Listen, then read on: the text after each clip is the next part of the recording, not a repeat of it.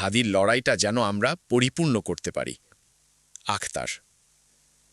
জুলাই গণ অভ্যুত্থানের সম্মুখ সারির যোদ্ধা এবং ইনকিলাব মঞ্চের মুখপাত্র শহীদ শরীফ ওসমান হাদি যেই সাংস্কৃতিক লড়াই শুরু করেছিলেন, সেই সাংস্কৃতিক লড়াই পরিপূর্ণ করার প্রত্যাশা ব্যক্ত করেছেন জাতীয় নাগরিক পার্টির সদস্য সচিব আখতার হোসেন।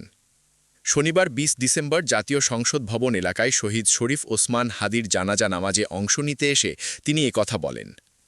আখতার হোসেন বলেন, আল্লাহ শরীফ ওসমান হাদি ভাইকে কবুল করেছেন বাংলাদেশের স্বাধীনতা ও সার্বভৌমত্বের জন্য।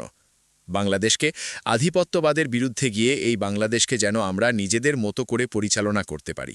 আমাদের দেশকে যেন আমরা বিদেশি নানা ধরনের আগ্রাসন, বিশেষ করে ভারতীয় আগ্রাসন থেকে মুক্ত করতে পারি।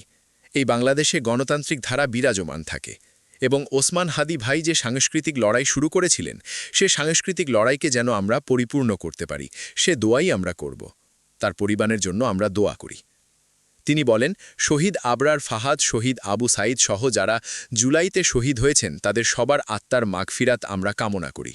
তারা যে বাংলাদেশ গঠন করতে চেয়েছিলেন, সে বাংলাদেশের পথে যেন আমরা কাজ করে যেতে পারি, সেই প্রত্যাশা নিয়ে দোয়া কামনা করে এবং গোটা বাংলাদেশকে জুলাইয়ার পক্ষে দল মত সব ধরনের পার্থক্য ভুলে গিয়ে আমরা যেন একতাবদ্ধ থেকে জুলাইকে ধারণ করে বাংলাদেশকে রক্ষা করতে পারি, সেই দোয়াই আমরা আল্লাহর কাছে করব।